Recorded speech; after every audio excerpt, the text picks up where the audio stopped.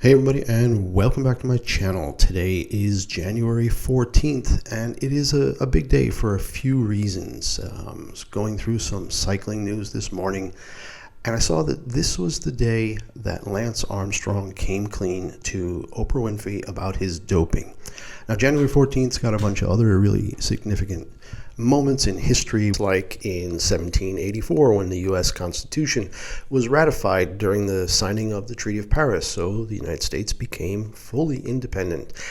On this day in history, FDR was the first president, while in office, to fly on an airplane. And in more modern, kind of media-related news, a great actor on this day, Alan Rickman, one of my favorite actors, passed away. But this was the day that Lance Armstrong finally agreed to come clean. He had been talking to Oprah for a few weeks leading up to this interview and basically agreed to no holds barred. And she started out the interview really nice, just let's get right to it. Yes, no questions, and we'll watch the video here in a minute. And you can kind of observe his nervousness initially, but I think you can also see how he kind of started to feel kind of the weight lifted off his back. The other reason this is kind of important to me is because 20 years ago I had testicular cancer. Lance Armstrong had testicular cancer, as is well known and documented. And he wrote this book, or had the book written. It's not about the bike, and my wife bought that for me while I was recovering from my surgery, and I read it. And I was really inspired, and I got into cycling again. I'd always ridden, but I started to get back into it pretty heavy after that. He was motivational to me. Of course, I was crushed like many people when it turned out, but I really wasn't that surprised. Okay, crushed is probably the wrong word. It was like, oh shit, him too.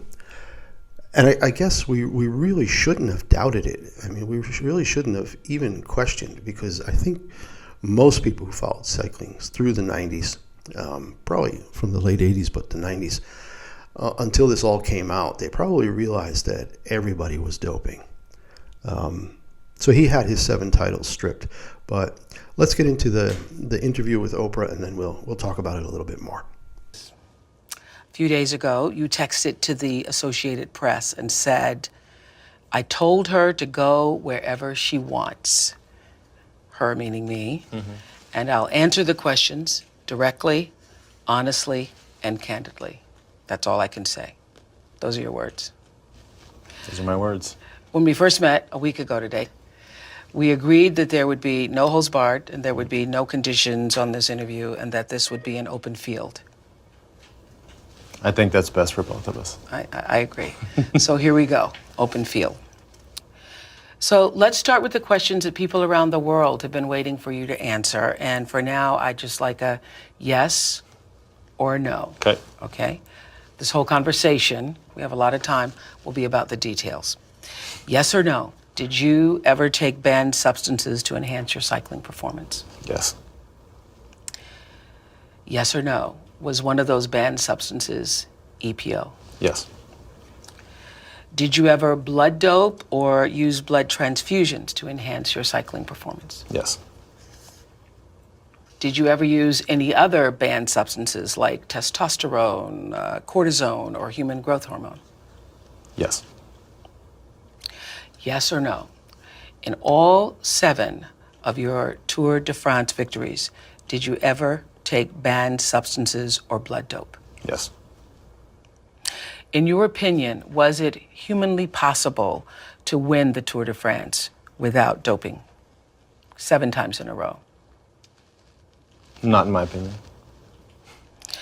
So when did you first start doping? We're done with the yes and no's. We're done with the yes and no's. So for me, the big takeaway is kind of seeing him come clean, seeing how nervous he was, knowing how long he lived with a lie. We're talking 18, 20 years maybe, that he was either not being asked but doing it and knowing he was guilty, or was retired and thought, yeah, maybe I got away with it. I've won my 7 Tour de France's and that's great and that's the end of it. But we know that they keep testing samples. There was always going to be somebody who got caught, somebody who came out, somebody who named names. And for years, Lance just said no, no, no. He built up his foundation. Again, if we go back to, the cancer aspect and kind of why I respected him so much in the beginning, there was this Livestrong Foundation. I think it still exists. I'm not sure how much he's still involved in it, but he was raising tons and tons of money for cancer research. He was promoting health and well-being, and all of this was good. And I'm sure he knew that the foundation would take a hit. Of course, his credibility takes a hit. Of course, he knows he'll probably have his title stripped. So the incentives clearly are more about, I have to keep this quiet. I have to continue to lie until it's just not possible anymore. Maybe I'll be so old they won't care. But he wasn't so old. He's a little younger than me, several years younger than me. And I think it just came to that point where it was finally like, no, there's just no way. There's no way I can keep lying anymore. And it really shouldn't have had to take that long. He went through all kinds of financial problems because of this, lawsuits, loss of income. I think his first marriage broke up in part because of all this, the noise. But it was just good to see him come clean. As Americans, we tend to be very forgiving, second chance, and I know it's taken him a long time. We've seen him active in sports still. He still does rides. He still does some triathlons sometimes. He's just an athlete. He's, whether he doped or not, he's still an athlete. He's still an active guy. He's starting to really get his life back. It's been 12 years now since the interview.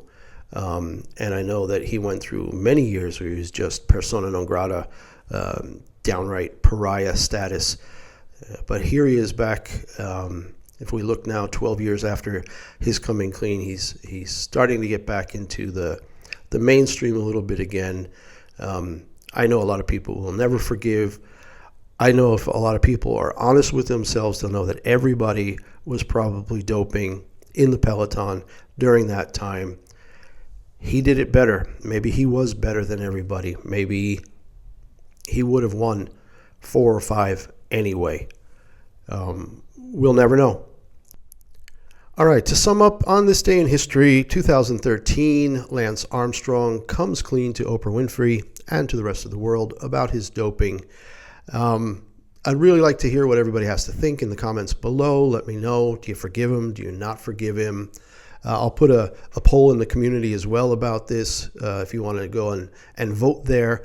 But it's just one of those things that, for sports heroes that get built up to such great heights, this is a case where one of them fell to great depths and is making his way back to the middle.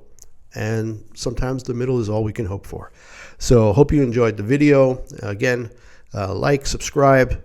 Tell me what you think in the comments below, and we'll talk about this. See you next time.